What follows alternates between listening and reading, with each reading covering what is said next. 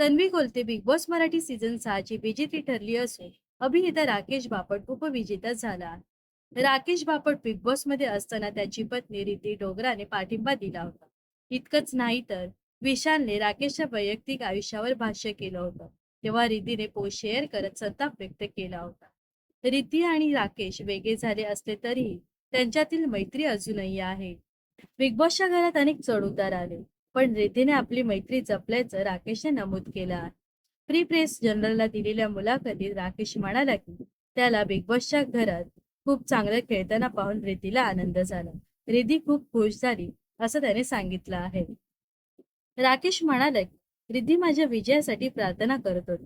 तिने मला नेहमीच पाठिंबा दिला आणि आम्ही दोघंही एकमेकांच्या पाठीशी आहोत. बिग बॉसच्या घरातून बाहेर पडल्यावर रिद्धी त्याला काय म्हणाली असं त्याला विचारल्यावर राकेश म्हणाला रिद्धी म्हणाली, तू खूप छान खेळलास. तू इतका जेंटलमॅन सारखा खेळशील असं वाटलं नव्हतं.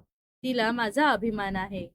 तर राकेश बापट बद्दल तुम्हाला काय वाटतं नक्कीच कमेंट्स करून सांगा व अशाच मनोरंजन विश्वातील ताज्या घडामोडी जाणून घेण्यासाठी नक्कीच आपल्या चॅनलला सबस्क्राईब आणि फॉलो करायला विसरू नका.